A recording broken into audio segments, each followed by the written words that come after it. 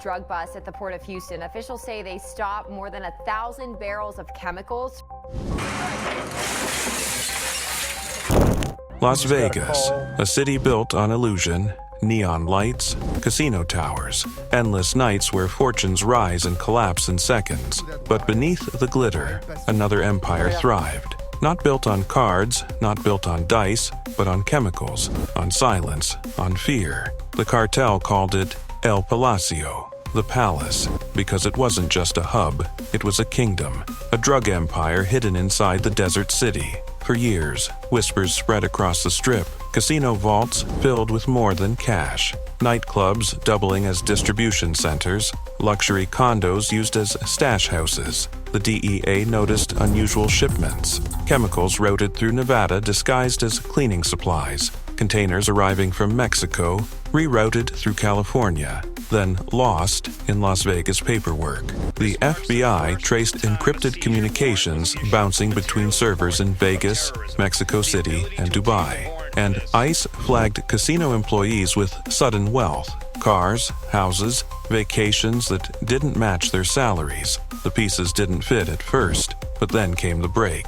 A single truck, marked as restaurant supplies, was stopped outside Henderson. Inside, not food, not drinks, but fentanyl. Enough to poison an entire state. And beneath the fentanyl, cash. Stacks of it. Millions. The agents realized they weren't looking at smuggling. They were looking at infrastructure. A cartel empire disguised as entertainment. The decision was made. They couldn't go in small. This wasn't a stash house. This was a fortress. So they assembled a coalition.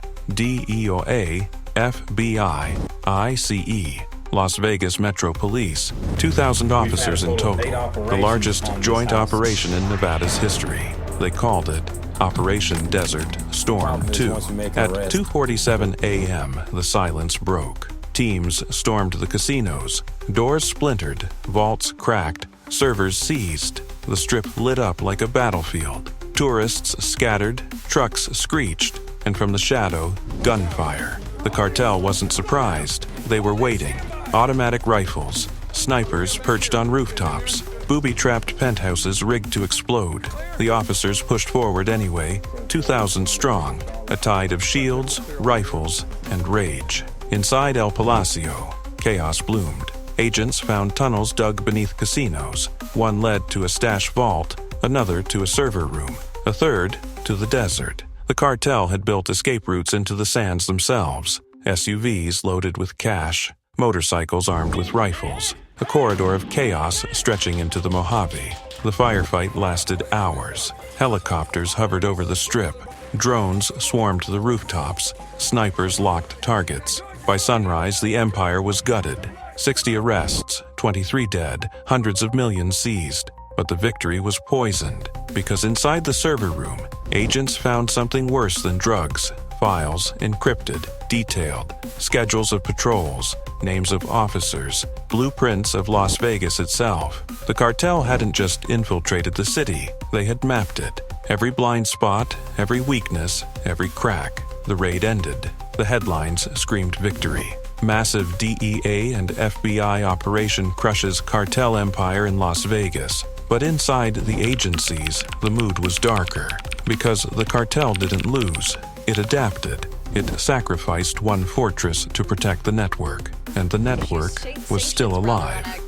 The raid was supposed to be the end. 2,000 officers, DEA, FBI, ICE, Metro Police, the largest operation Nevada had ever seen. But empires don't collapse in one night. They adapt, they survive, they wait. Inside El Palacio, agents found more than drugs. They found files, encrypted, detailed, blueprints of Las Vegas, casino floor plans, surveillance schedules, names of officers, even the rotation of security guards inside the strip's biggest resorts. The cartel hadn't just infiltrated the city, it had mapped it. Every blind spot, every weakness, every crack. The FBI realized the truth. They weren't raiding stash houses, they were raiding simulations. And simulations don't bleed, because the cartel wasn't just reacting, it was predicting, it was forecasting, it was surviving.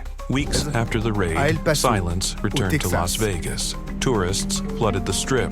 Selon le Casinos trafiquant, reopened. le Commerce douanier complice lui aurait resumed. But indiqué une heure beneath the précise neon, the pour silence was éviter different. les rondes It de la wasn't brigade peace, canine. it was camouflage. Il Bartenders l'aurait whispered ensuite about guidé new jusqu'à sa shipments. guérite, Valets spoke of cars visait les loaded with passeports, cash. Dealers et signed laissait off passer on la chips voiture, that didn't sans belong la to the fouiller. casino. The cartel hadn't vanished. It had gone invisible. And invisibility is power. L'immense- Inside the agencies, morale collapsed. Agents stopped trusting each other, stopped trusting the mission, stopped trusting the system. Because once you realize the cartel has mapped the system, you stop trusting the map. And when trust collapses, everything collapses. The cartel knew it. They exploited it. Within days, propaganda videos appeared online. Clips of tourists fleeing the strip, memes mocking DEA agents as pawns, podcasts ridiculing FBI surveillance. The narrative flipped. The agencies weren't heroes, they were villains. And the cartel? It wasn't hiding, it was laughing. One agent, Ramirez, summarized the despair in a private journal. We thought we were raiding criminals, but we were raiding kings. And kings don't die, they abdicate. The journal was leaked. The cartel reposted it. And suddenly, the agencies weren't saviors, they were oppressors. The propaganda campaign intensified. Podcasts mocking the raid, memes ridiculing officers, videos portraying the cartel as protectors of the community. And the public listened. Because chaos feels honest, feels raw, feels real. And the system felt fake. In North Las Vegas, protests erupted. Not against the cartel, against the agencies. Locals accused the DEA of corruption, accused the FBI of overreach, accused Metro Police of targeting families. The narrative flipped. The agencies weren't saviors, they were oppressors. And the cartel? It wasn't hiding, it was laughing. The final blow came from inside. A memo, leaked, anonymous, marked for eyes that still see. It detailed a pattern of infiltration, of protection, of complicity. It named names, not cartel, federal. And it ended with one line: Las Vegas was never ours.